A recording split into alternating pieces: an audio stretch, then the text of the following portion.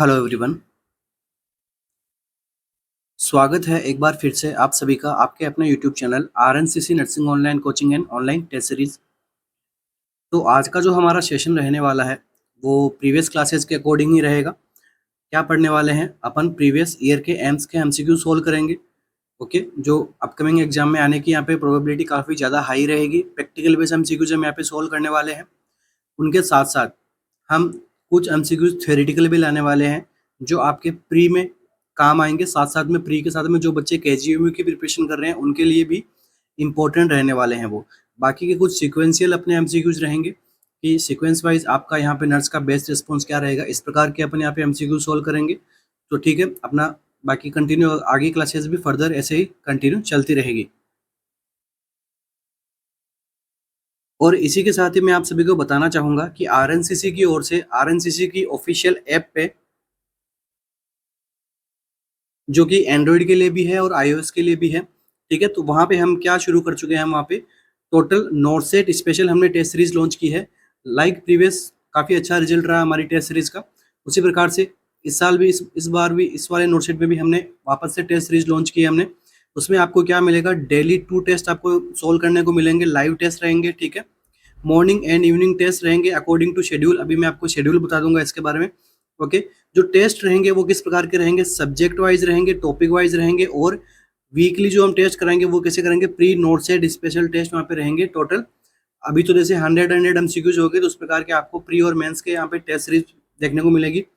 Daily आपका result analysis मिलेगा 500-600 students के अंदर, आपकी रैंक क्या रहती है, ठीक है, आप क्वालिफाई होते हो नहीं होते हो, और रैंक क्या रहती है, आपको रैंक से आपका क्या चॉइस ऑफ एम्स आपको मिल सकता है कि नहीं मिल सकता है, वो आपको पता लग जाएगा।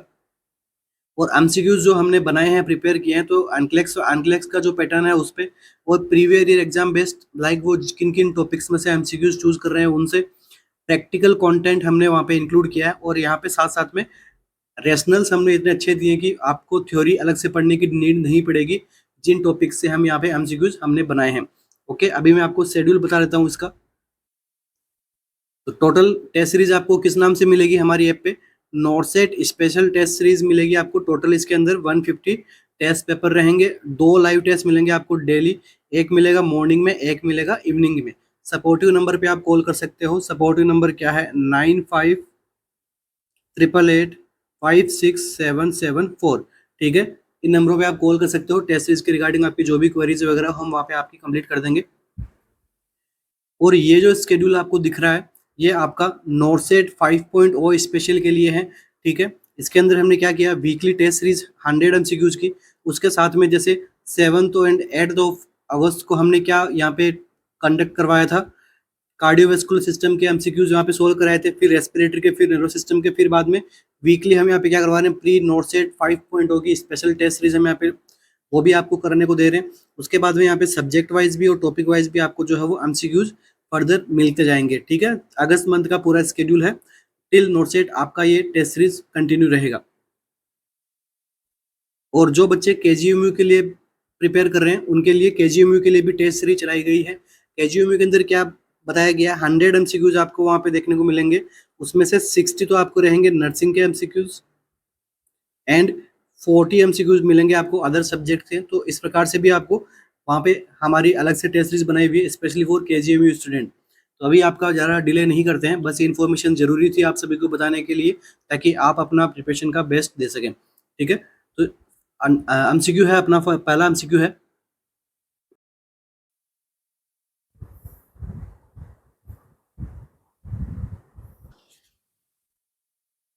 एमसीक्यू है अपना, a client is scheduled to have thyroidectomy. एक क्लाइंट को क्या करना है, थायरॉइडेक्टोमी करना है, थायरॉइड ग्लैंड को यहाँ पे रिमूव करना है। Which medication does the nurse anticipate the healthcare provider will prescribe to decrease the size and vascularity of thyroid gland before surgery? आपसे पूछा गया है कि एक पेशेंट है जिसको अभी थायरॉइडेक्टोमी करनी है, तो एज ए नर्स आप कौन सी मेडिकेशन को एंटिसिपेट करोगे कि हेल्थ केयर प्रोवाइडर जो है उसको क्या करेगा, प्रिस्क्राइब करेगा, किसके लिए, थायरॉइड ग्लैंड की साइज को कम करने के लिए और उसकी वेस्कुलरिटी को कम करने के लिए।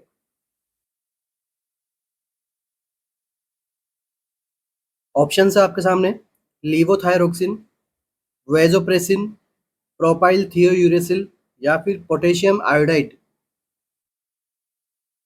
क्या रहेगा आंसर अपने इस एमसीक्यू का? पूछा गया एमसीक्यू है।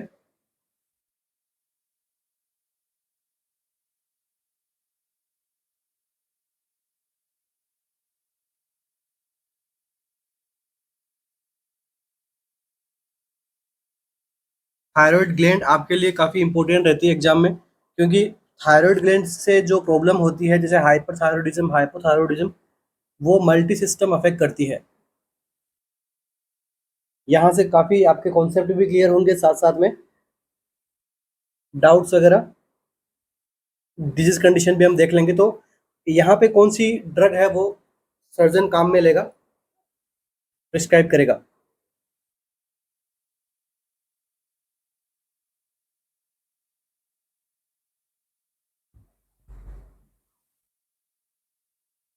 अब देखिए, जब आप थायराइड ग्लैंड की सर्जरी करते हो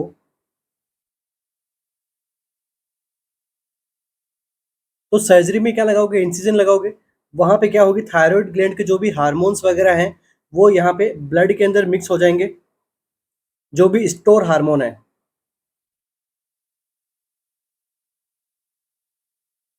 ब्लड में मिक्स होने की वजह से किसके साइन सिम्टम आ सकते हैं, थायराइड स्ट्रॉम के।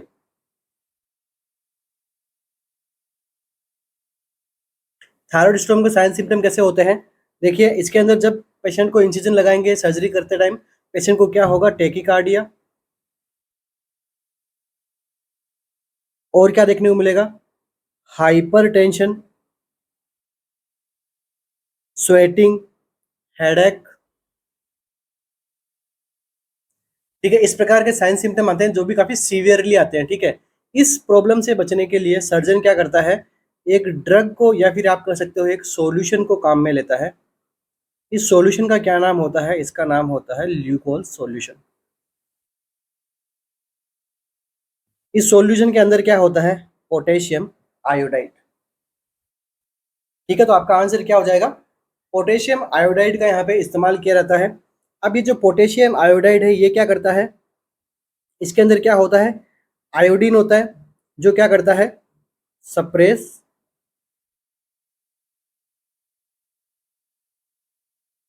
Thyroid function. ये थायराइड फंक्शन मतलब थायराइड हार्मोन के जो फंक्शन आते हैं उसको ये क्या कर देगा, सप्रेस कर देगा। थायराइड स्ट्रोम की जो कॉम्प्लिकेशन हो सकती है सर्जरी के टाइम पे, उससे प्रिवेंट कर सकता है। तो आपका आंसर क्या जाएगा, ऑप्शन नंबर डी। बाकी प्रोपाइल थियोयूरिसिल, लीवोथायरोक्सिन, ये तो अपन हाइपरथायरॉयडिज्म हाइपोथायरॉयडिज्म वाली कंडीशन के अंदर पढ़ते हैं। ठीक है, तो आज का अपना सबसे पहले अपन क्या टॉपिक डिस्कशन करेंगे, थायराइड ग्लैंड से। यहाँ पे एमसीक्यू बताऊंगा मैं आपको, उसके बाद में हाइपरथायरॉयडिज्म और हाइपोथायरॉयडिज्म के कॉन्सेप्ट को अपन आराम से वन बाय वन करके समझेंगे। तो स्टार्ट करते हैं आज के सेशन को। तो देखिए हेडिंग लगा लेते हैं अपनी,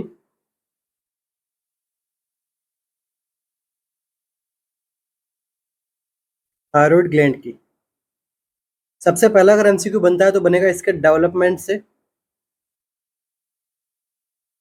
ये डेवलपमेंट कहाँ से होती है, तो एम्ब्रियोनिक पीरियड के अंदर, कब, थर्ड डे पे। अगर आपसे लेयर का पूछे तो कौन सी लेयर, एंडोडर्म। आपके जगह से पूछे तो वो क्या होता है, फेरिंजियल पाउच।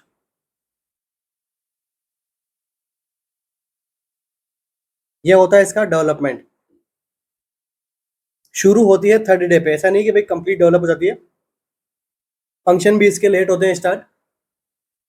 सबसे पहले किसका होता है, कार्डियक सिस्टम का। नेक्स्ट हम बात करते हैं फीटस के अंदर फर्स्ट ग्लैंड डेवलप होने वाली ग्लैंड भी कौन सी है, थायराइड ग्लैंड। तो first gland to develop in foetus.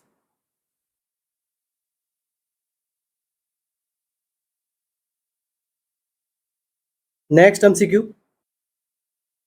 Location. Location पूछते हैं एग्जाम के अंदर, लोकेशन कहाँ पे होती है, सर्वाइकल फिफ्थ से T1 वर्टिब्रा। शेप कैसा होता है, तो ये होती है बटरफ्लाई शेप, या फिर अपन कह सकते हैं शील्ड शेप। बस एमसीक्यू की बात करेंगे, एमसीक्यू में वन बाय वन लाइन में लिखवाते जा रहा हूँ कंटिन्यू। कंप्लीट अपन थ्योरी नहीं पढ़ेंगे, बस कहाँ से एमसीक्यू बन सकता है वो चीज़ देखेंगे। और इसे हम क्या कहते हैं, लार्जेस्ट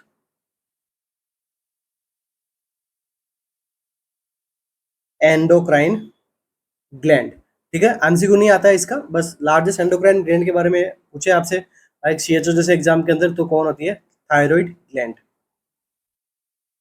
अब किसी के होगा भाई लीवर भी तो एंडोक्राइन अपने फंक्शन करता है, पेंक्रियास भी करता है, मगर वो पर्टिकुलर एक काम नहीं करते, वो एक्सोक्राइन भी का भी काम करते हैं, एंडोक्राइन का भी काम करते हैं, मगर ये क्या है, एंडोक्राइन है largest.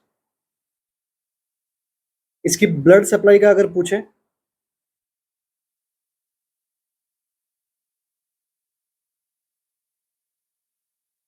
Superior thyroid artery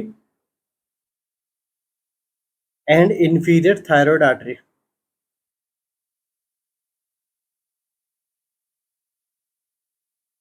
and when supply का पूछे तो ब्रेकियोसिफेलिक। ठीक है, थायराइड वेन भी अपन कर सकते हैं, ब्रेकियोसिफेलिक वेन से यहाँ पे और ब्रांचेस निकलेगी। ठीक है, इंटरनल जुगुलर वेन, वहां से सबसे इनसे वेनस सप्लाई हो सकती है। इसका भी इतना एमसीक्यू नहीं आता, मगर आपको ध्यान में रहना चाहिए। एमसीक्यू आता है इसका नर्वस सप्लाई से।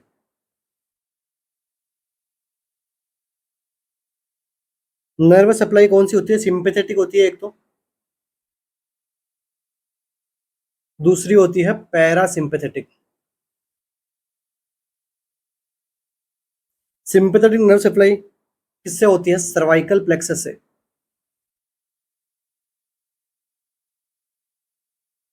और पैरासिम्पैथेटिक नर्व सप्लाई किससे होती है, वेगस नर्व से। वेगस नर्व में भी यहाँ पे कहा, एक तो superior laryngeal nerve and inferior laryngeal nerve से। एंड लास्ट एंड फाइनल, इसकी एनाटॉमी से अगर एमसीक्यू बनेगा तो वो बनता है लिगामेंट से। थायराइड ग्लैंड पर क्या लिगामेंट रहता है, तो इसका नाम क्या रहता है, बेरी लिगामेंट। ये तो होगी इसके एनाटॉमी से एमसीक्यू। अब हम बात करते हैं कि इसके फंक्शंस क्या क्या करते हैं, कौन कौन सी सेल होती है, कौन कौन से हॉर्मोन्स वगैरह ये रिलीज करती है। फंक्शन, फंक्शन के अंदर सबसे पहले वाली कौन सी सेल होती है, फॉलिकुलर सेल। बस मेन मेन फंक्शन की बात करेंगे। Release T3 and T4। T3 को अपन क्या बोलते हैं, ट्राई आयोडो थायरोक्सिन और टेट्रा आयोडो थायरोक्सिन। ज्यादा क्या बनता है, 90% तो बनता है अपना T4, और 10% सिक्रेशन होता है किसका, T3 का। अब इसका क्या फंक्शन होता है, क्या रोल होता है इसका, यहाँ से एमसीक्यू आता है कि ये हार्मोन किस प्रकार के होते हैं, T3 T4। तो हार्मोन किस प्रकार के होते हैं, तो ये होते हैं कैटाबोलिक हार्मोन्स। कैटाबोलिक हार्मोन्स का क्या मतलब हो गया, help in metabolism and basal metabolic rate को ये क्या करके रखते हैं, मेंटेन रखते हैं। ठीक है, कैटाबॉलिक हार्मोन्स का क्या फंक्शन होता है कि मेटाबॉलिज्म में हेल्प करते हैं, दूसरा बॉडी की जो बीएमआर रेट है वहां पे उसको क्या करते हैं, ये मेंटेन करते हैं। बीएमआर क्या मतलब हो गया, बेसल मेटाबॉलिक रेट। और दूसरा इनका क्या फंक्शन रहता है, इंक्रीज सप्लाई ऑफ ग्लूकोज। इसलिए जिनमें हाइपोथायरॉयडिज्म होता है उनमें हाइपोग्लाइसीमिया भी होने के चांसेस रहते हैं, और जिनमें हाइपरथायरॉयडिज्म होता है उनमें हाइपरग्लाइसीमिया होने के चांसेस रहते हैं। ठीक है, इसका मतलब डायबिटीज से नहीं हो रहा है वो किसकी वजह से हो रहा है, थायराइड हार्मोन, क्योंकि थायराइड हार्मोन जो है वो ग्लूकोज को भी रेगुलेट करने की उसमें क्षमता रहती है। नेक्स्ट इसका क्या फंक्शन रहता है, इंक्रीज बॉडी टेम्परेचर। आपने देखा होगा कि हाइपरथायरॉयडिज्म वाले पेशेंट को हीट स्ट्रोक्स आते हैं, काफी ज्यादा उसको गर्मी लगती है, क्यों लगती है, क्योंकि ये बॉडी टेम्परेचर इंक्रीज करता है, किस प्रकार से करता है, इंक्रीज एटीपी से। मेटाबॉलिज्म ज्यादा करेगा, ज्यादा करेगा तो ज्यादा उसमें एटीपी जनरेट होगी, हीट जनरेट होगी, एनर्जी जनरेट होगी, तो वो क्या क्या करेगा, बॉडी के टेम्परेचर को भी क्या कर देगा, बढ़ा देगा। दूसरा T3 T4 है, ये क्या करते हैं, आयोडीन इसमें रहता है, आयोडीन किसके लिए अच्छा रहता है? मेंटल ग्रोथ के लिए। ये मैं थायराइड ग्लैंड के फंक्शन बता रहा हूँ साथ साथ में, ठीक है, क्योंकि थायराइड ग्लैंड क्या रिलीज करती है सबसे ज्यादा? T3 T4 हार्मोन्स को। दूसरी एक और सेल होती है पैराफोलिकुलर सेल, उसके बारे में अपन पढ़ेंगे, ठीक है। फोलिकुलर सेल के बारे में पढ़ दिया, क्या रिलीज होता है बस इतना ध्यान रखना। उसके बाद में थायराइड ग्लैंड के फंक्शन चल रहे हैं अभी। नेक्स्ट देखिए, थायराइड हार्मोन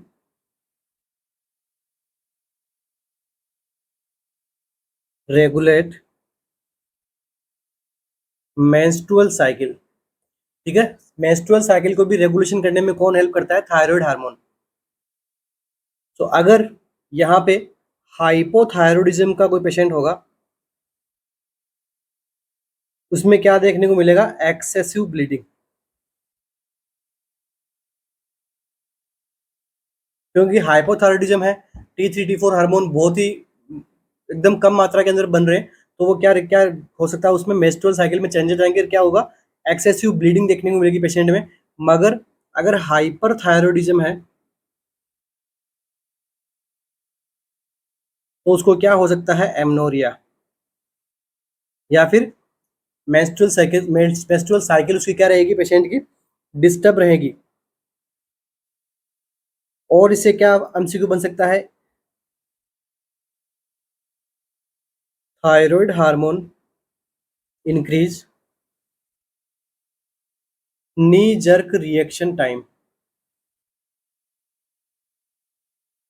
रिएक्शन कह दो या फिर रिफ्लेक्स कह दो। नी जर्क रिएक्शन रिफ्लेक्स आप किस में देखते हो? MgSO4, जब मैग्नीशियम सल्फेट चलता है पेशेंट के तब आप क्या देखते हो?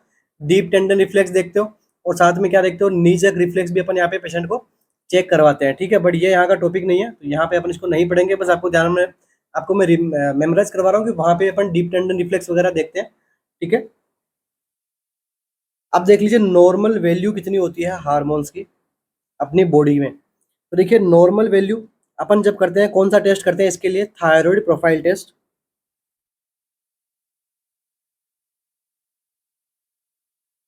एमसीक्यू बनता है इसकी नॉर्मल वैल्यू से, एमसीक्यू पूछा भी जाता है। तो थायराइड प्रोफाइल टेस्ट में सबसे ज्यादा क्या देखने को मिलता है आपको? T4, क्योंकि T4 90% तक सिक्रेशन होता है पैरा फोलिकुलर सेल से। तो क्या होगा इसमें? नॉर्मल लेवल इसका क्या देखने को मिलेगा आपको? 5 to 12 माइक्रोग्राम पर DL। इसके बाद में T3, ये कितना देखने को मिलता है? नॉर्मल लेवल की बात करें तो 82 to 290 नैनोग्राम पर DL। और इसके अलावा FT4 करके एक हार्मोन और होता है, वो इसका नॉर्मल लेवल क्या रहता है? 0.8 to 2.3 नैनोग्राम पर DL। अब देखिए यहाँ से एक और एमसीक्यू बनता है कि अपनी बॉडी को कितना आयोडीन की रिक्वायरमेंट होती है, और हाइपोथायरॉयडिज्म के अंदर कितने से कम आयोडीन रहेगा तो पेशेंट को हाइपोथायरॉयडिज्म हो सकता है। तो देखिए according to WHO, less than 15 ppm per litre iodine in water causes hypothyroidism. ये एमसीक्यू बना हुआ भी है कि नॉर्मल पानी में कितना अपने जो है वो आयोडीन रहना चाहिए, ठीक है, वो है 15 ppm पर लीटर। दूसरा देखिए, अपनी बॉडी में सबसे ज़्यादा जनरेट क्या होता है? T4 hormone. बट अपनी बॉडी में मेन एक्टिंग हार्मोन क्या होता है? T3। बट T3 तो कम रिलीज होता है। तो T4 को यहाँ पे एक्टिव कौन करते हैं? लीवर और किडनी। ये किस में कन्वर्ट कर देते हैं उसको? T3 में। और फिर T3 एकदम एक्टिंग हार्मोन होता है जो अपनी बॉडी में एक्ट करता है, अपनी बॉडी के बैलेंस को, BMR को, मेटाबॉलिज्म को, सारा को मेंटेन करके रखता है। अब हम बात करते हैं सेकंड सेल पैराफोलिकुलर सेल की।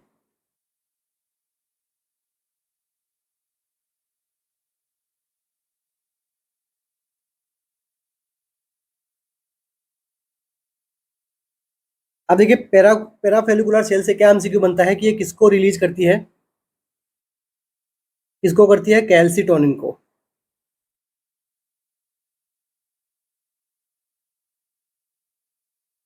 फंक्शन क्या होता है कैल्सिटोनिन का? Increase serum phosphorus level, and decrease serum calcium level.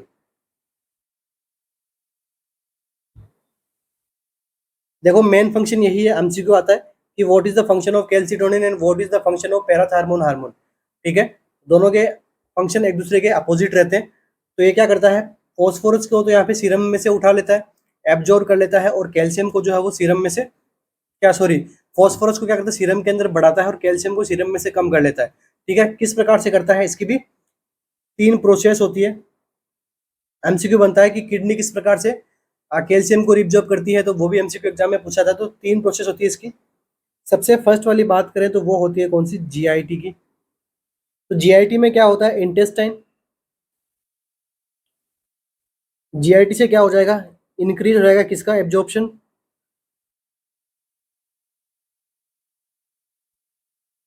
Phosphorus का एब्जॉर्प्शन यहाँ पे इंक्रीज हो जाएगा, एंड डिक्रीज बोल दो या फिर आप बोल दो एक्सक्रिएट कैल्शियम।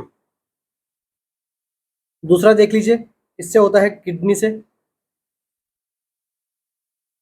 किडनी क्या करती है, इंक्रीज रिटेंशन,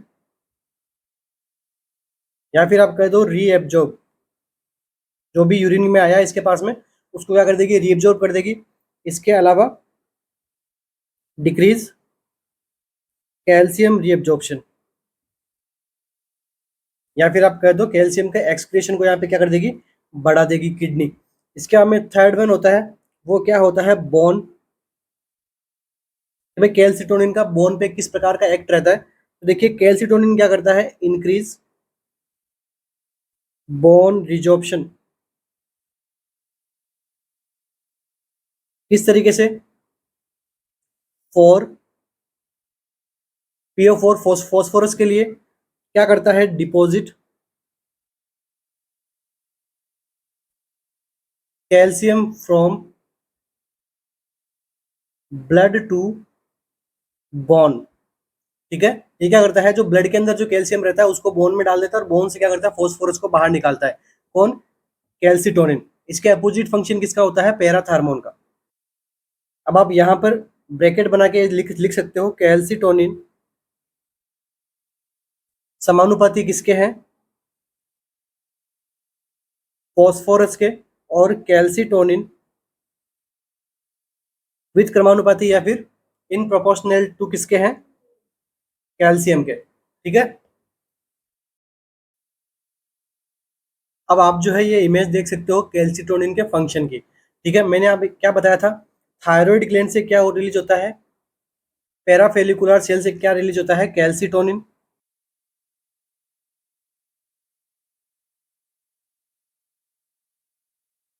इसको हम क्या बोलते हैं, सी सेल भी इसको हम कहते हैं। यहाँ से क्या रिलीज होता है, कैल्सिटोनिन यहाँ से रिलीज होता है। अब देखो कैल्सिटोनिन करता क्या है, सबसे पहले कैल्सिटोनिन क्या करता है, किडनी के पास में क्या करता है, इनहिबिट कैल्शियम रीएब्जॉर्प्शन। कैल्शियम के रीएब्जॉर्प्शन क्या करता है, इनहिबिट करता है। मतलब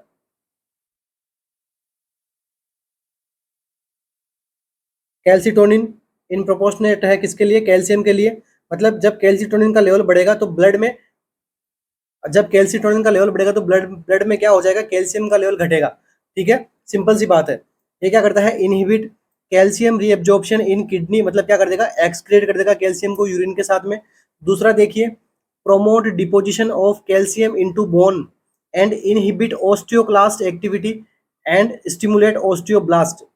ठीक है, ये जहां में यहाँ से एमसीक्यू बनता है, कैल्सिटोनिन क्या करता है, बोन में क्या करता है, डिपोजिशन करवाता है। क्यों करता है, क्योंकि कैल्सिटोनिन का क्या फंक्शन होता है कि सीरम से कैल्शियम का लेवल कम करना है, सीरम में किसका लेवल बढ़ाना होता है, फॉस्फोरस का। तो कैसे बढ़ेगा, कैल्शियम को भेज देगा बोन के अंदर, और बोन से क्या करेगा, फॉस्फोरस को निकाल लेगा। तो मैंने एक लाइन लिखवाई थी कि it increase reabsorption for phosphorus, increase resorption for phosphorus.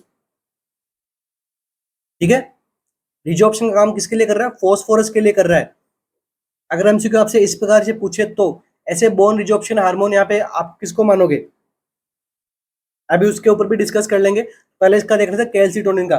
ठीक है, प्रमोट करता है deposition of calcium into bones and inhibit osteoclast and stimulate osteoblast. ये भी ध्यान में रखना, एमसीक्यू बन सकता है कि बोन से किस प्रकार से जो है वो फॉस्फोरस निकालता है कैल्सिटोनिन। और दूसरा बोन में क्या करता है, कैल्शियम को डिपॉजिट करता है ब्लड में। इसका मतलब देखो मेन मोटो इसका क्या है कि ब्लड के अंदर सीरम फॉस्फोरस के लेवल को क्या करना है, बढ़ाना है बस, चाहे कैसे ही बढ़े। बोन में क्या होता है, फॉस्फोरस भी होता है, कैल्शियम भी होता है, तो क्या करता है जो ब्लड के अंदर एक्स्ट्रा कैल्शियम रहता है उसको कहाँ पहुंच रहता है, बोन में। और जो बोन से एक्स्ट्रा या फिर उसको रिक्वायरमेंट है उतनी फॉस्फोरस को क्या कर देता है, ब्लड में लाके मिक्स कर देता है। तो it act like a resorption hormone for the phosphorus. Next देखिए कैल्सिटोनिन क्या करता है। ठीक है, यहाँ तक आप सभी के समझ में आ गया होगा आराम से। देखो थोड़ा टॉपिक ही थोड़ा ऐसा है कि हो सकता है थोड़े बहुत किसी के कंफ्यूजन हो, तो अपन इसको सिंप्लीफाई करने की कोशिश कर रहे हैं। थ्योरेटिकल क्लास से नहीं है, बस आपको समझाने कॉन्सेप्ट क्लियर के लिए मैं क्लास ले रहा हूँ ये। ऐसे थ्योरेटिकल क्लास थायराइड ग्लैंड से आराम से 2 घंटे आराम से निकल सकते हैं अगर एक एक चीज को खुल खुल के पढ़ाया जाए तो। अब देखिए यहाँ पर एक नाम दिया गया आपको ओस्टियोब्लास्ट, एक है ओस्टियोक्लास्ट। ओस्टियोब्लास्ट तो क्या होती है, बोन फॉर्मिंग सेल अपन इसको कह सकते हैं कि बोन बनाने वाली।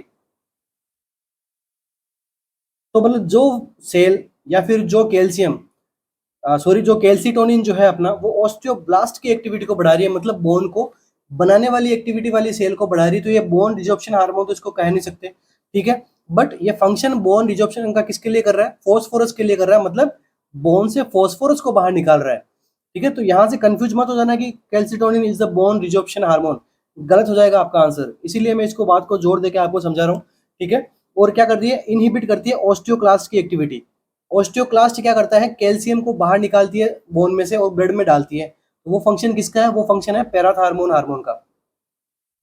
और उसी को पैराथार्मोन हार्मोन को अपन क्या बोलते हैं, बोन रिजॉर्प्शन हार्मोन। अपन उसको भी अभी देखेंगे ताकि कंफ्यूजन ना रहे। इसके में देखिए इंटेस्टाइन से क्या कर रही है, इनहिबिट कैल्शियम एब्जॉर्प्शन। इंटेस्टाइन से भी कैल्शियम के एब्जॉर्प्शन को कम कर देगी, क्योंकि इसका लक्ष्य क्या है, लक्ष्य एक ही है कि आपको सीरम के अंदर फॉस्फोरस के लेवल को बढ़ाना है। जैसा आपका लक्ष्य है कि आपको एम्स में एजीएम में लगना है ना, चाहे आपको जो भी आपको तरीका अपनाना पड़े, बस आपको लगना है, ठीक है, पढ़ के लगना है बस। तो आप उसके लिए पढ़ रहे हो, मैं आपको पढ़ा रहा हूँ, अपना लक्ष्य है कि हाँ हमें जॉब लगना है, आप लोगों को आपको जॉब लगवाना है मुझे। इसके बाद में देखिए lower calcium level in blood. जी हाँ बिल्कुल, ये तो हम शुरू से बोल रहे हैं कि भाई फॉस्फोरस अगर बढ़ेगा, ये क्या रहता है, ये भी कैल्शियम के अपोजिट रहता है। फॉस्फोरस बढ़ता है तो कैल्शियम कम होता है, कैल्शियम बढ़ता है तो फॉस्फोरस कम होता है, ठीक है। ये भी एक दूसरे के अपोजिट रहते हैं, लाइक कैल्सिटोनिन और पैराथार्मोन। तो ये फंक्शन हो गया आपके कैल्सिटोनिन के। अभी हम देख लेते हैं एकदम साथ में ही पैराथार्मोन के। तो ये जो आपको अभी स्लाइड दिख रही है, इसके अंदर क्या है देखो, ब्लड कैल्शियम लेवल बॉडी का किस प्रकार से मैनेज होता है। सबसे पहले हमने कैल्शियम का भी हमने पढ़ा था, किससे निकलता है, फोलिकुलर सेल से। पैरा फोलिकुलर सेल से क्या निकलता है, कैल्सिटोनिन।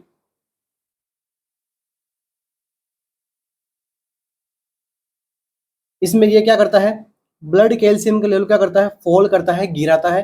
किसके लेवल को बढ़ाता है, इफ कैल्शियम किसके लेवल को बढ़ाता है, फॉस्फोरस के लेवल को बढ़ाता है, ठीक है। रिलीज किससे होता है, थायराइड ग्लैंड रिलीज करती है कैल्सिटोनिन को बीच, जी हाँ बिल्कुल। If calcium level rise above set point, ठीक है, अगर कैल्शियम लेवल बढ़ता है तो थायराइड ग्लैंड क्या करती है, कैल्सिटोनिन को सिक्रेशन करती है। कैल्सिटोनिन क्या करता है, ब्लड में कैल्शियम का लेवल कम कर देता है। अब ब्लड में कैल्शियम का लेवल अगर कम हो गया, लो हो गया, तो क्या होगा, parathyroid gland release parathyroid hormone. ये क्या करता है, ब्लड कैल्शियम के लेवल को बढ़ाता है। अब किस प्रकार बढ़ाता है, एक तो बोन में से ले लेगा, दूसरा ये इंटेस्टाइन में से ले लेगा, तीसरा ये किडनी को बोलेगा कि आप क्या करो, कैल्शियम को होल्ड करो, ठीक है। बोन से कैल्शियम को बाहर निकाल रहा है तो इसको अपन क्या बोलते हैं, बोन रिजॉर्प्शन हार्मोन। किडनी से ले लेगा और इंटेस्टाइन। तो ये दोनों फंक्शन आपने समझ लिए आराम से, यहाँ पे कोई आपके प्रॉब्लम नहीं होनी चाहिए। तो पैराथायरॉइड ग्लैंड में कौन सी सेल से निकलता है, तो चीफ सेल से। पैराथार्मोन हार्मोन कहाँ से निकलता है, पैराथायरॉइड ग्लैंड से निकलता है, सबको पता है। क्या थायराइड ग्लैंड के पीछे होती है, 4 इन नंबर होती है। और कहाँ से निकलता है पैराथायरॉइड हार्मोन, चीफ सेल इसको सिक्रेट करती है। दोनों का फंक्शन समझ लिया, एक कैल्शियम लेवल कम करती है, एक कैल्शियम लेवल को बढ़ाती है ब्लड में। नेक्स्ट देखिए, अभी हम डिस्कस करने वाले हैं डिसऑर्डर्स।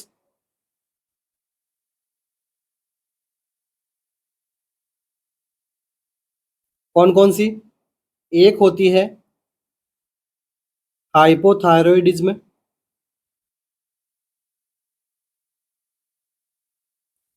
दूसरी कौन सी होती है, हाइपरथायरॉयडिज्म। तो वन बाय वन अपन को समझेंगे और आज की क्लास को अपन कंप्लीट करेंगे। इससे जितने भी प्रकार के एमसीक्यू निकलेंगे अपन कंप्लीट कर लेंगे थायराइड ग्लैंड को। कल हम डायबिटिक मेलिटस की क्लास लेंगे।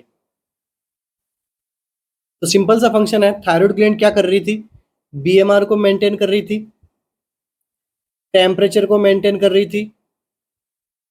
तो अभी क्या हो गया, इस कंडीशन में क्या हो जाएगा, डिक्रीज T3 एंड T4 का लेवल कम हो जाएगा। तो ना बॉडी के अंदर बीएमआर मैनेज होगी, ना बॉडी में टेम्परेचर मैनेज होगा। तो क्या हो जाएगा, डिक्रीज बेसल मेटाबॉलिक रेट, दूसरा डिक्रीज टेम्परेचर,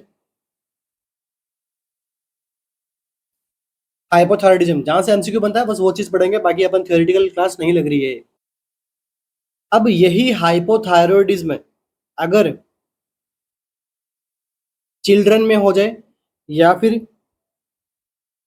एडल्ट में हो जाए तो इसका नाम चेंज हो जाता है। ठीक है, चिल्ड्रन के अंदर होता है तो इसको अपन क्या बोलते हैं, क्रिएटिनिज्म। ठीक है, इससे कॉम्प्लिकेशन होती है। ठीक है, और एडल्ट में इससे होने वाली कॉम्प्लिकेशन क्या बोलते हैं, माइक्सिडिमा। रहती डिजीज तो क्या है, हाइपोथायरॉयडिज्म है, मगर ये चिल्ड्रन में कॉम्प्लिकेशन को कॉज करती है, वो क्या है, क्रिएटिनिज्म कॉज करवा सकती है, और एडल्ट में इसको कॉज करवा सकती है, तो myxoedema due to the deficiency of thyroid hormone. Myxoedema हो सकता है एडल्ट के अंदर, और बच्चे में क्रिएटिनिज्म हो सकता है। तो क्रिएटिनिज्म में क्या होता है, अबनॉर्मल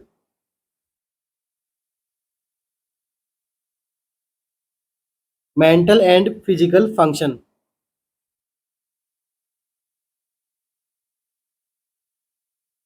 इसमें चिल्ड्रंस के अंदर, इसके अगर आपसे साइंस सिम्टम पूछ ले कि साइंस सिम्टम से आपसे एमसीक्यू बन सकता है कि इसको क्रिएटिनिज्म कहते हैं। ठीक है, हाइपोथायरॉयडिज्म की वजह से होता है, ये मैंने आपको बता ही दिया। साइंस सिम्टम इसमें क्या क्या आते हैं, शॉर्ट स्टेचर मतलब ड्वार्फिज्म वाले, और यहाँ पे क्या देखने को मिल सकता है, मेंटल रिटार्डेड हो सकता है बच्चा, डिक्रीज मसल टोन। एक बार इसकी इमेज देख लोगे तो आपके सबके आराम से समझ में आ जाएगा। दूसरा कंडीशन क्या होता है, माइक्सिडिमा। इसके अंदर भी हाइपोथायरॉयडिज्म से एक कॉम्प्लिकेशन होती है, इसके अंदर डर्मेटोलॉजिकल कंडीशन आती है।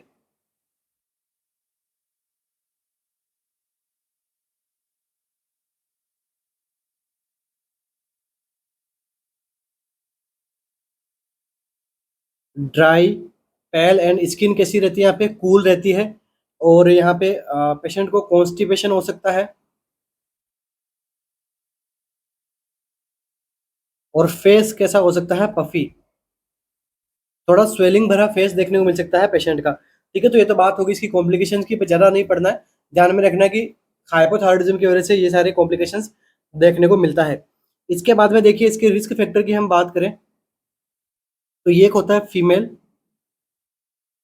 दूसरा अगर मेल में, ये रेशियो क्या रहता है, 5:1 रहता है। क्यों रहता है, due to iodine deficiency, due to loss of iodine deficiency in females during menstrual cycle. ठीक है, मेल्स में मेंस्ट्रुअल साइकिल नहीं होता, फीमेल में होता है, इसलिए वहां पे एक्स्ट्रा आयोडीन डिफिशियंसी या फिर एक्स्ट्रा आयोडीन लॉस होता है मेल में, फीमेल में मेल की बजाय, इसलिए इसका रेशियो क्या रहता है, 5:1। बाकी यहाँ पे एज अगर हम देखें तो 20 से लेके 30 ईयर की एज के अंदर मोस्ट कॉमन यहाँ पे थायराइड वाली प्रॉब्लम्स जनरेट होती है बच्चों में या फिर एडल्ट में। अब हम बात करते हैं इसके कॉजेज की। तो कॉजेज में देखिए पेशेंट को क्या हो सकता है, गोइटर,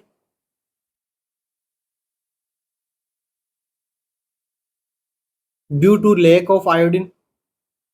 आयोडीन की कमी से क्या हो रहा है, गोइटर हो रहा है, गोइटर से आयोडीन, गोइटर में कमी हो रही है, और साथ में उसको क्या हो सकता है, हाइपोथायरॉयडिज्म भी हो सकता है, या फिर आप कह सकते हो कि हाइपोथायरॉयडिज्म की वजह से पेशेंट में गोइटर भी हो सकता है। दोनों एक दूसरे के सिमिलर ही रहती है। ट्यूमर ऑफ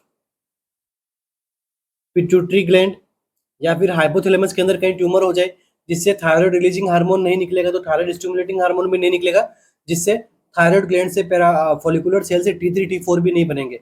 ठीक है, ट्यूमर हो गया तो जो पिट्यूटरी ग्लैंड को यहाँ पे फंक्शंस को क्या कर दे, सप्रेस कर दे। पढ़ क्या रहे हैं अपन, हाइपोथायरॉयडिज्म, इसलिए फंक्शन क्या हो जाएंगे, सप्रेस। और देखिए यहाँ पे क्या देखने को मिल सकता है, थायरॉयडेक्टोमी, किसी की थायराइड सर्जरी की हो अभी। और क्या देखने को मिल सकता है, इंपॉर्टेंट है, एमसीक्यू बन सकता है, लिथियम इंटेक। अगर कोई पेशेंट है वो लिथियम को लंबे टाइम से ले रहा है तो उसमें हाइपोथायरॉयडिज्म की होने की संभावनाएं बहुत ज़्यादा होती है। और कोई पेशेंट है हाइपर थायराइड वाली ड्रग ले रहा है, प्रोपाइल थियोयूरिसिल वगैरह लंबे टाइम से कंज्यूम कर रहा है, तो हो सकता है उसमें हाइपोथायरॉयडिज्म हो जाए अगर डोज को चेंजेस नहीं किया जाए तो। लाइक शुरू में उसको 100 mg की मेडिकेशन चाहिए होती है, बाद में थायराइड कंट्रोल होकर उसको नीड है 25 mg की, और आप अभी कंटिन्यू चला रहे हो कितनी, 100 mg की, तो क्या हो सकता है उसको हाइपोथायरॉयडिज्म की रिस्क हो सकती है वहां पे। और देखिए कोज के अंदर एक डिजीज होती है, वो कौन सी होती है, ऑटो इम्यून डिजीज। क्या नाम है, हाशीमाटो। इस डिजीज की वजह से भी थायराइड ग्लैंड के फंक्शंस डिक्रीज होते हैं, हार्मोन्स कम होते हैं, और पेशेंट को क्या हो सकता है, हाइपोथायरॉयडिज्म। क्यों होते हैं, क्योंकि देखो हाशीमाटो डिजीज एक प्रकार क्या है, ऑटो इम्यून डिजीज है। तो क्या रिएक्शन होती है, एंटीजन एंटीबॉडी रिएक्शन होती है। क्या बनते हैं इससे, कॉम्प्लेक्सेस। और ये कॉम्प्लेक्स जाके कहाँ पे स्टोर होते हैं, थायराइड ग्लैंड में। और थायराइड ग्लैंड में क्या होती है, थायराइड ग्लैंड की सेल्स होती है, अगर वहाँ पे कॉम्प्लेक्स आके स्टोर हो जाएंगे तो सेल्स के फंक्शन कम हो जाएंगे, हार्मोन्स कम निकलेंगे, क्या हो जाएगा पेशेंट को, हाइपोथायरॉयडिज्म। और क्या क्या रिजल्ट हो सकता है, डिक्रीज थायराइड स्टिमुलेटिंग हार्मोन, कहाँ से, पिट्यूटरी से। और क्या हो सकता है, सेलेनियम डिफिशियंसी है अगर किसी पेशेंट में।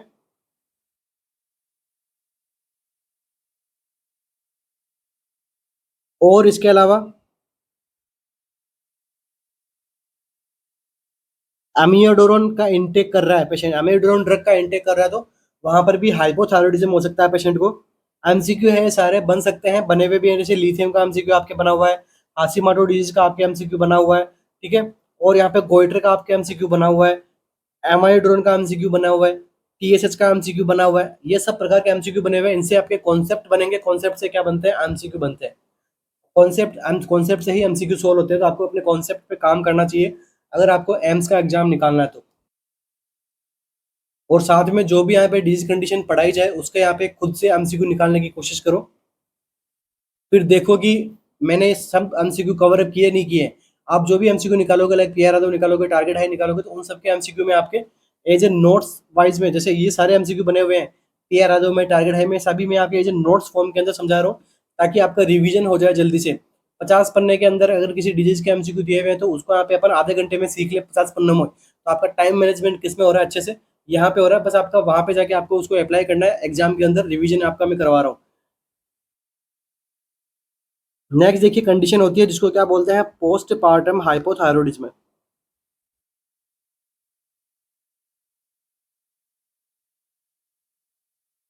तो पोस्ट पार्टम कंडीशन के अंदर भी हाइपोथायरॉयडिज्म हो सकता है ड्यू टू आयोडीन डिफिशियंसी, क्योंकि यहाँ पे ब्लीडिंग होती है, ब्लीडिंग में आयोडीन की डिफिशियंसी हो सकती है, तो फीमेल को हाइपोथायरॉयडिज्म वाले साइन सिम्टम आ सकते हैं। तो ये तो हो गए कॉजेज की।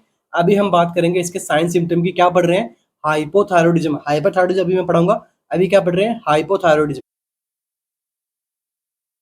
अब हम बात करते हैं इसके साइन एंड सिम्टम की। तो देख लीजिए साइन एंड सिम्टम के अंदर क्या देखने को मिलेगा आपको, अगर थायराइड हार्मोन कम है तो मैंने आपको बताया था ग्लूकोज का लेवल क्या देखने को मिलेगा, पेशेंट में कम देखने को मिलेगा। और क्या देखने को मिलेगा पेशेंट में, लेथार्जी,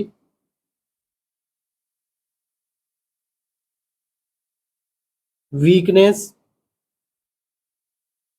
स्लीपीनेस, फटिग। और अर्ली सिम्टम में अगर आपको पूछ ले एग्जामिनर तो वहां पे क्या आता है, स्वेटिंग, डायफोरोसिस, ये यहाँ पे अर्ली सिम्टम आता है हाइपोथायरॉयडिज्म का। और यहाँ पे क्या देखने को मिलता है, देखिए डिक्रीज क्या होती है, बेसल मेटाबॉलिक रेट यहाँ पे डिक्रीज होती है, तो बॉडी की मेटाबॉलिज्म रेट भी डिक्रीज हो रही है, तो आपको क्या देखने को मिलेगा, ब्रेडिकार्डिया। देखो साइन एंड सिम्टम इतना से सब कुछ समझाने के पीछे मेरा यही रीजन है कि आप जो भी डिजीज कंडीशन में आपको पढ़ाता हूँ उसका साइन सिम्टम आप खुद अपने माइंड में गैस करने लग जाओ कि हाँ बीएमआर कम हो रही तो अभी बॉडी टेम्परेचर भी कम होगा, ब्रेडिकार्डिया होगा, ब्रेडिपनिया होगा, फटीग वाले साइन सिम्टम आएंगे क्योंकि बीएमआर कम है। बीएमआर कम है तो बॉडी में एनर्जी मेटाबॉलिज्म नहीं हो रहा है, मेटाबॉलिज्म नहीं हो रहा है तो बॉडी में एनर्जी एटीपी कैसे बनेगी, एटीपी नहीं बनेगी तो एनर्जी नहीं बनेगी, एनर्जी नहीं बनेगी तो टेम्परेचर कैसे राइज होगा बच्चे का, इस जो भी पेशेंट है इसको क्या लगती है, ठंड लगती है इस पेशेंट को।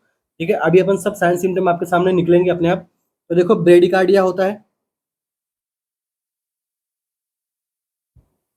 ब्रेडिपनिया होता है। अब देखो क्या होता है, डिक्रीज मेटाबॉलिज्म। अब हमने जो खाया उसका मेटाबॉलिज्म स्लो हो रहा है तो आप क्या होगे, ओबेसिटी, वेट गेन होगा आपका। इसलिए जिन भी फीमेल में यहाँ पे वेट गेन होता है उनमें आपको समझना है कि वहाँ पे उसको क्या प्रॉब्लम है। हो सकता है कि उसको हाइपोथायरॉयडिज्म वाली कंडीशन हो सकती है क्योंकि फीमेल में ज़्यादा होती है मेल की बजाय, इसलिए हर फीमेल को हाई थायराइड फंक्शन टेस्ट तो करवाने ही चाहिए। ठीक है, नेक्स्ट देखिए, वेट गेन हो गया और वेट गेन होने के बाद में क्या हो रहा है, स्वेटिंग हो रही है। ठीक है, कंटिन्यू स्वेटिंग हो ही जा रही है, फ्लूइड की कमी हो जाएगी तो क्या हो सकती है, पेशेंट की स्किन कैसे हो सकती है, ड्राई स्किन हो सकती है due to fluid loss. Thin hairs and nails. और मैंने आपको एक बताई थी कि जब हाइपोथायरॉयडिज्म होता है तो मेंस्ट्रुअल साइकिल क्या आते हैं, ज़्यादा आते हैं, इसको अपन क्या बोलते हैं, हाइपर मेनोरेजिया या फिर hyper menorrhoea. Due to menstrual cycle ज़्यादा आएगी क्योंकि थायराइड फंक्शन वाले जो हार्मोन्स होते हैं वो नॉर्मल नहीं है, नॉर्मल नहीं है तो यहाँ पे कम है तो ब्लीडिंग ज़्यादा होगी। एमनोरिया किस में होता है, हाइपर थायराइडिज्म में। इसके अपोजिट सारे सिम्टम किस में देखने को मिलेंगे आपको, हाइपर थायराइडिज्म के अंदर, इसलिए मैंने इसको पहले बताया। और देखिए यहाँ पे क्या क्या साइन सिम्टम देखने को मिल सकता है, पेशेंट में क्या हो सकता है, मेंटल रिटार्डेशन आ सकता है। ठीक है, पेशेंट जो है वो डिप्रेशन में जा सकता है,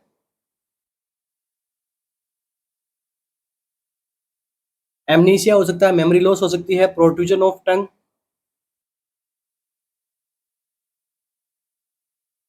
टंग जो है उसकी बाहर निकली हुई दिख सकती है, हैवी फेस हो सकता है पेशेंट का, दिखने में भारी भारी फेस, एनोरेक्सिया,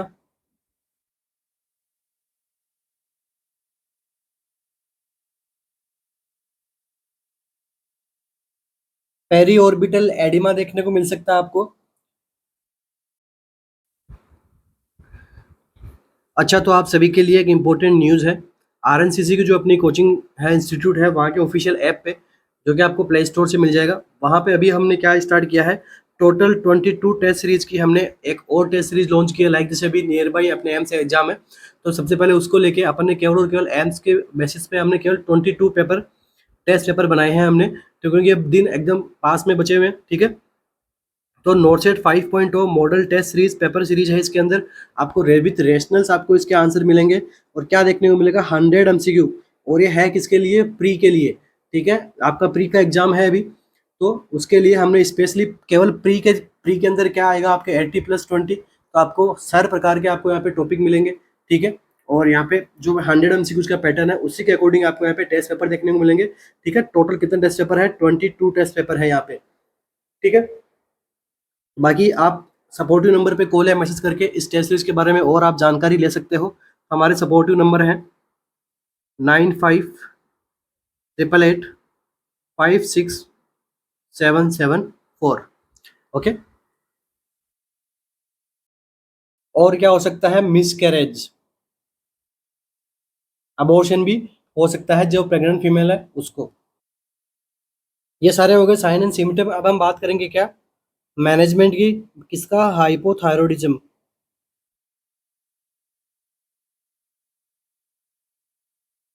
कैसे करोगे कि भाई आपको क्या करना है, थायराइड हार्मोन देने हैं तो देने के लिए क्या है, सबसे पहले फार्मेकोलॉजिकल, तो क्या दोगे उसको, थायराइड हार्मोन थेरेपी।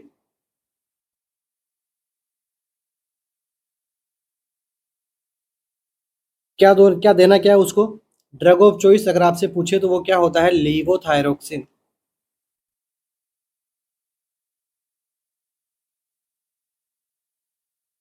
कब लेनी होती है, अर्ली मॉर्निंग।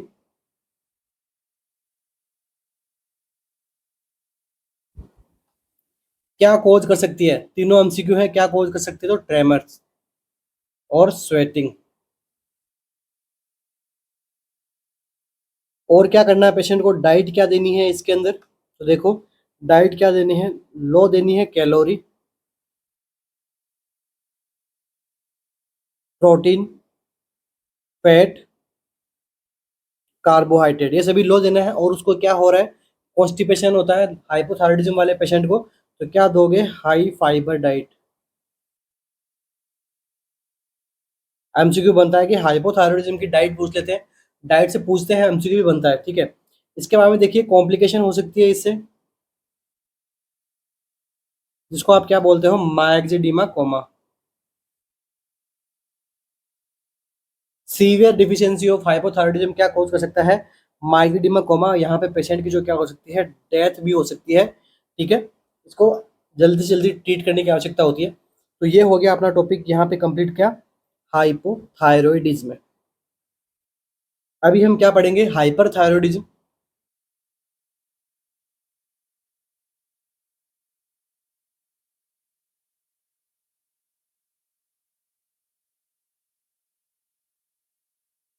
सेम बात यहाँ पे क्या हो रहा है, इंक्रीज बेसल मेटाबॉलिक रेट बढ़ जाएगी, वो तो क्या बढ़ेगा, बॉडी का टेम्परेचर भी बढ़ेगा। क्यों बढ़ रहा है, क्योंकि T3 एंड T4 हार्मोन के लेवल भी क्या हो रहे हैं, बढ़ रहे हैं। मेटाबॉलिक हार्मोन है तो बॉडी की बीएमआर रेट बढ़ेगी, बॉडी में टेम्परेचर बढ़ेगा, ठीक है। अब यहाँ पे कॉजेज की बात करूँ मैं, यहाँ पे मैं साइंस सिम्टम उतने नहीं लिखूंगा, क्योंकि लास्ट में हाइपोथायराइडिज्म के अंदर मैंने आपको समझा दिया, उसके अपोजिट साइंस सिम्टम आपको किसमें देखने को मिलेंगे, हाइपरथायराइडिज्म में। क्योंकि बीएमआर बढ़ गई है तो वेट लॉस होगा, मेटाबॉलिज्म फास्ट होगा, टेकिकार्डिया होगा, टेकिपनिया होगा, ठीक है, सारे सिम्टम उसके अपोजिट आएंगे। वहां पे आपको कोल्ड लग रही थी, यहाँ पे टेम्परेचर बढ़ेगा तो हीट इंटॉलरेंस होगी पेशेंट को। तो देखो कोज की हम बात करें, तो कोज में आप लिख सकते हो ऑटो इम्यून डिजीज, जहां से एमसीक्यू आता है वो बताऊंगा, auto immune disease. Auto immune disease के अंदर आप क्या लोगे, ग्रेव्स डिजीज, या फिर toxic diffuse goitre.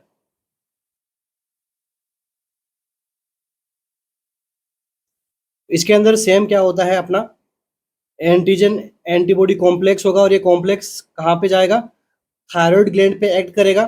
Thyroid gland पे एक्ट करने के बाद में इसकी एक्टिविटी क्या कर देगा, बढ़ा देगा। और गोइटर तो क्या कर रहा है, सिंपल गोइटर क्या कर रहा था, उसकी एक्टिविटी को कम कर रहा था, एंटीजन एंटीबॉडी रिएक्शन होके। सॉरी, उसमें एंटीजन एंटीबॉडी रिएक्शन में किसकी हो रही थी, हाशीमोटो डिजीज की। और यहाँ पे क्या हो रहा है, ग्रेव्स डिजीज हो रहा है, ठीक है। एंटीजन एंटीबॉडी रिएक्शन होती है, कॉम्प्लेक्स बनता है और थायराइड ग्लैंड के फंक्शन को बढ़ा देता है। और हाइपोथायराइडिज्म में क्या होता है, Hashimoto disease. Same antigen antibody complex बनेगा और कम कर देगा फंक्शन ग्लैंड को, वो हो जाएगी हाइपोथायराइडिज्म। चलो वो मैंने आपको पढ़ा दिया अच्छे से। और इसके हम साइंस सिम्टम की हम बात करें, तो क्या देखने को मिलेगा आपको, कोई पिट्यूटरी ग्लैंड में कोई ट्यूमर हो जाए, जो कैसा हो, एक्सक्रिएटरी ट्यूमर, जो फंक्शंस यहाँ पे बढ़ा दे पिट्यूटरी ग्लैंड के। तो यहाँ पे पिट्यूटरी ग्लैंड क्या देगा, थायराइड रिलीजिंग हार्मोन बनेगा, और क्या कर देगा, फंक्शन बढ़ा देगा थायराइड ग्लैंड के, हाइपर थायराइडिज्म कोज कर देगा। इसके अलावा जो ड्रग हाइपोथायराइडिज्म करवाती है, उसको ट्रीट करती है, लाइक जैसे लेवो थायरोक्सिन, वो यहाँ पे ड्रग यूज करेंगे तो उससे क्या हो जाएगा, लेवल बढ़ेगा और वो हाइपोथायराइडिज्म हो सकती है, अगर हमने ड्रग को अपने क्या बोलते हैं, चेंजेस नहीं किया उसकी डोज को। तो दूसरा, ऐसी कौन सी ड्रग है जो हाइपरथायराइडिज्म कोज करवा सकती है, तो एस्पिरिन और रेडिएशन थेरेपी। एस्पिरिन का ध्यान में रखना, एमसीक्यू पूछा हुआ है कि भाई ऐसी कौन सी ड्रग है जो हाइपरथायराइडिज्म कोज कर सकती है, तो एस्पिरिन। अब हम बात करते हैं इसके साइन एंड सिम्टम की।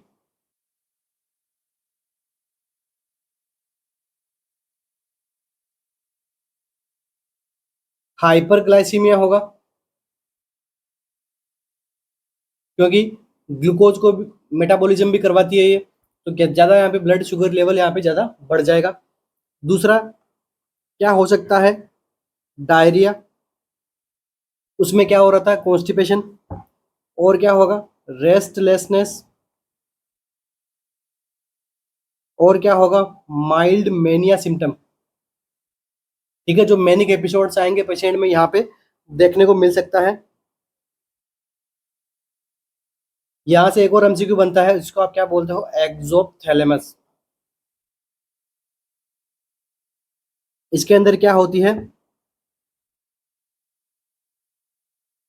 Protrusion of eyeball due to collagen growth behind orbital cavity. Orbital cavity के पीछे अगर कोलेजन ग्रोथ होगी तो वो क्या करेगी, आपकी आईबॉल को बाहर की साइड में धकेलेगी, तो उससे क्या होगी, आपकी आई जो है वो बाहर निकली हुई दिखाई देगी। ठीक है, इसे आपको आप क्या बोलोगे, प्रोट्रूजन आईबॉल, या फिर आप कह सकते हो एक्सोप्थेलेमस। कौन सी कंडीशन के अंदर, हाइपर थायरॉइडिज्म वाली कंडीशन के अंदर। और क्या देखने को मिलेगा, टेकिकार्डिया। और क्या देखने को मिलेगा, हाइपरटेंशन, टैकिपनिया।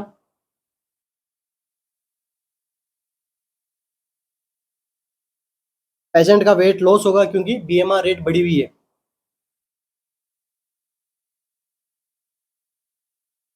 मॉइस्ट रहेगी उसकी स्किन, पेशेंट की स्किन कैसी रहेगी, मॉइस्ट स्किन रहेगी। थिन रहेंगे उसके क्या, हेयर्स। डिक्रीज मेंस्ट्रुअल साइकिल, आप कह सकते हो एमनोरिया वाली कंडीशन यहाँ पे आ सकती है। पेशेंट को साइकेट्रिक सिम्टम आएंगे, कौन से, पैरानोइड थॉट।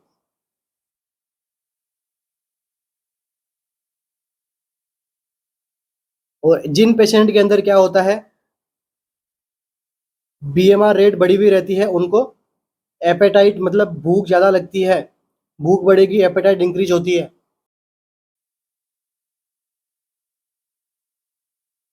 और देखिए यहाँ पे क्या देखने को मिलेगा आपको,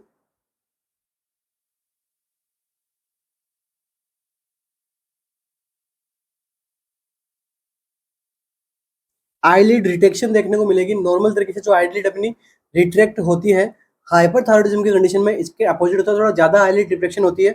और इस यहाँ पे एक साइन आता है, इसको अपन क्या बोलते हैं, डालरिम्पल साइन। क्या साइन होता है अपना, डालरिम्पल साइन। तो ये कुछ साइन सिम्टम्स होते हैं किससे रिलेटेड, हाइपरथायरॉइडिज्म की वजह से। अब हम बात करते हैं इसके ट्रीटमेंट की। तो इसके ट्रीटमेंट के अंदर हम क्या दे सकते हैं, देखो, एंटी थायराइड हार्मोन।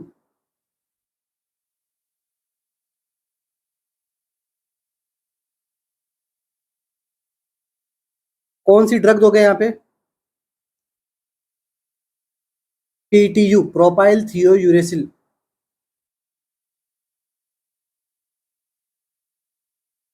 आपका आंसर क्या रहेगा, प्रोपाइल थियोयूरेसिल। अब नेक्स्ट देखो, इस प्रोपाइल थियोयूरेसिल से एमसीक्यू बनता है कि इसके क्या क्या साइड इफेक्ट होते हैं, एमसीक्यू पूछे भी जाते हैं। तो एग्रेनुलोसाइटोसिस,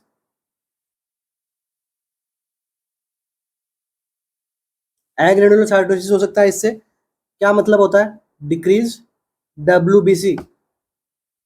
और देखिए फ्लू लाइक सिम्टम,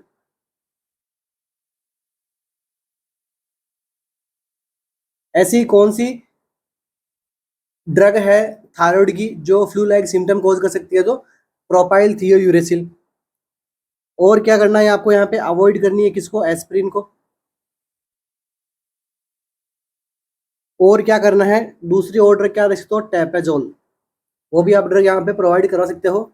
डाइट से एमसीक्यू बनता है कि डाइट क्या रखोगे, उसमें थी लो डाइट क्योंकि कॉन्स्टिपेशन हो रहा था, बीएमआर कम थी। इसमें देंगे अपन high calorie, high carbohydrate, high protein.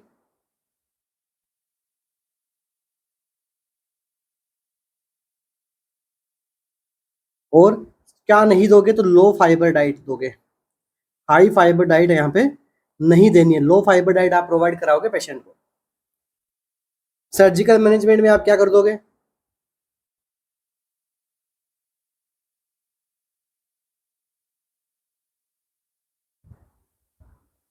थायरॉइडेक्टोमी कर दोगे। यहाँ पर एमसीक्यू बनता है कि इसकी पोजीशन क्या होती है थायरॉइडेक्टोमी की। तो यहाँ पे पोजीशन जो देते हैं वो कौन सी होती है, रोज पोजीशन। ड्यूरिंग ऑपरेशन कौन सी पोजीशन रखोगे आप, रोज पोजीशन। पोस्ट ऑपरेटिवली क्या पोजीशन रखोगे, तो सेमी फॉवलर। दोनों ही प्रकार के एमसीक्यू बनते हैं।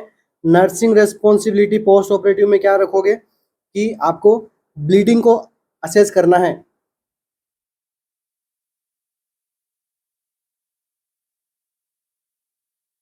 किस प्रकार असेस करोगे?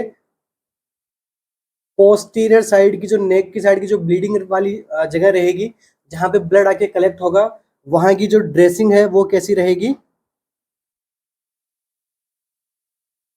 स्टेनफुल ड्रेसिंग। वहां की जो ड्रेसिंग है वो कैसी हो जाएगी? स्टेन लग जाएंगे वहां पे ब्लड के। ठीक है, टॉन्सिल नहीं है कि आप स्वेलोविंग करके पता लगाओगे थायराइड में। थायराइड में स्वेलोविंग से कुछ पता नहीं लगता है। आपको अगर ब्लीडिंग हो रही है तो उसकी ड्रेसिंग चेक करोगे आप, तभी आपको पता लगेगा कि भाई ब्लीडिंग हो रही है नहीं हो रही है। ठीक है, पोस्ट ऑपरेटिव में पोजीशन क्या दोगे? Semi Fowler. ड्यूरिंग सर्जरी क्या पोजीशन दोगे? रोज पोजीशन यहाँ पे आप प्रोवाइड करवा सकते हो। और देखिए, आफ्टर थायराइडक्टोमी आप क्या हो सकता है? टिटेनी के साइन सिम्टम आ सकते हैं ड्यू टू हाइपोकैल्सीमिया। तो आपको हाइपोकैल्सीमिया टिटेनी वाले साइन सिम्टम भी देखने, कार्पोपेडल स्पाज्म है, ठीक है, चेवेस-टेक साइन, ये सभी आपको यहाँ पे ध्यान में रखने हैं। और यहाँ पे आपको सर्जरी करने से पहले एमसीक्यू का आंसर आपका क्या दोगे? उसको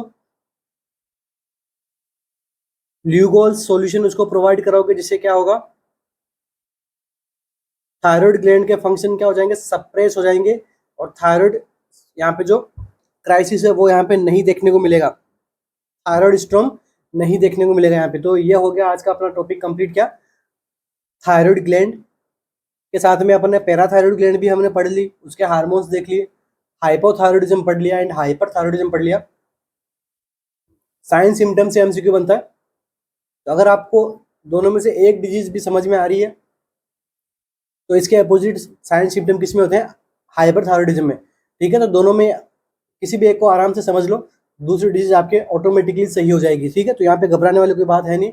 एमसीक्यू एंडोक्राइन सिस्टम से बनता है। ठीक है, इसलिए मैं अभी एंडोक्राइन फंक्शन पे आई मैंने करवा दी है। आई के जैसे एक रिफ्लेक्टिव एरर बचे हुए हैं, तो वो मैं कभी ले लूंगा रिफ्लेक्टिव एरर पे क्लासेस। Thank you. तो इसी के साथ ही आज की अपनी क्लास को कंप्लीट करेंगे। आशा करता हूँ आपको वीडियो लेक्चर्स काफ़ी अच्छा लगा हो, आपका नॉलेज खूब सारा बूस्टअप हुआ हो। और मिलते हैं अपने नेक्स्ट सेशन में, जिसके अंदर इससे भी ज़्यादा अच्छे प्रकार के एमसीक्यूज़ मैं लेके आऊँगा आप सभी के लिए, और इससे भी बेहतरीन टॉपिक मेरी कोशिश रहेगी कि इससे भी बेहतरीन उसको सेशन बनाया जाए और खूब सारे एमसीक्यूज़ हम सोल्व करें साथ में मिलके। कुछ दिनों बाद में जब एग्ज़ाम नियर बाय रहेगा तो कोशिश करूँगा मैं लाइव क्लासेस लेने की। ठीक है, तो वहाँ पे भी अपना बेहतरीन अपना सेशन चलेगा। अगेन एक रिमाइंडर है किसके लिए? अपनी टेस्ट सीरीज़ के लिए। क्या रिमाइंडर है? टेस्ट सीरीज़ किसके लिए? केजीएमयू के लिए, क्योंकि अभी केजीएमयू के जो फॉर्म अब शुरू होने वाले हैं आपके। ठीक है, तो अब ज़्यादा देरी नहीं है, विद इन 1 वीक या 2 वीक मैक्स है केजीएमयू जो है वो फॉर्म आपसे भरवा लेगा। ठीक है, और एग्जाम भी बाद में जल्दी ही करवाएगा। ठीक है, तो हो सकता है नोट सेट और केजीएमयू आपके पास पास में देखने को मिले, तो आपके लिए अच्छा है, दोनों के लिए प्रिपरेशन काम आएगी। ठीक है, और साथ में देखो केजीएमयू का जो पेपर है वो एग्जाम पेपर किस प्रकार का होगा? 60 एमसीक्यू आपके नर्सिंग से, बाकी के 10+10+ करके आपके जो एमसीक्यू जाएंगे अदर सब्जेक्ट में से। तो अपनी जो टेस्ट सीरीज है उसके अंदर भी आपको कितने पेपर मिलेंगे? टोटल 120 टेस्ट पेपर आपको देखने को मिलेंगे अपनी टेस्ट सीरीज के अंदर। और ये सब कहाँ पे मिलेंगे आपको? हमारी ऐप के अंदर। तो आई ऐप जो है वो कहाँ पे है? प्ले स्टोर पे भी है और iOS के ऊपर भी है। तो जिनके पास में आईफोन है, ठीक है, जो अमीर लोग हैं उनके आईफोन है, तो वो iOS पे डाउनलोड कर सकते हैं, टेस्ट सीरीज दे सकते हैं अपने। ठीक है, और टेस्ट सीरीज के अंदर क्या है? ये जो 60 पेपर है अपने, सॉरी, ये जो अपना 60 एग्जाम पैटर्न है, इसके एमसीक्यू कितने बनाए गए हैं? इसके जो टोटल 50 टेस्ट बनाए गए हैं इसके एग्जाम पैटर्न के अकॉर्डिंग। और बाकी के जो रेस्ट टेस्ट पेपर है उसके अंदर क्या है? सब्जेक्ट वाइज, टॉपिक वाइज जो है वो आपको टेस्ट मिलेंगे। ठीक है, तो टोटल 120 टेस्ट पेपर है। प्राइस भी हमने इसकी एकदम अफोर्डेबल रखे थे। ठीक है, क्योंकि हम भी कभी स्टूडेंट थे, हम भी कभी पढ़ते थे। ठीक है, तो हमें पता है कि भाई स्टूडेंट जो है वो किस प्रकार से फैमिली को एक टाइम बाद में जो क्या होता है कि फैमिली से भी पैसे लेना अच्छा नहीं लगता, क्योंकि वो टाइम हो चुका होता है कुछ बच्चों का। ठीक है, तो कोई बात नहीं, अफोर्डेबल रेंज है। तो बाकी कुछ भी डाउट्स वगैरह हो प्राइस से या फिर टेस्ट सीरीज से, तो नीचे आपको सपोर्टिव नंबर दे रखे हैं, तो इससे आप बात कर सकते हैं सर से। और इन आप मैसेज छोड़िए, अगर बिजी हैं तो आपको उसका रिप्लाई जरूर मिलेगा कुछ टाइम के अंदर ही। तो wish you all the best for your exams, for your preparations. Thank you so much RNCC के साथ जुड़ने के लिए। मिलते हैं अपने नेक्स्ट सेशन में। Thank you.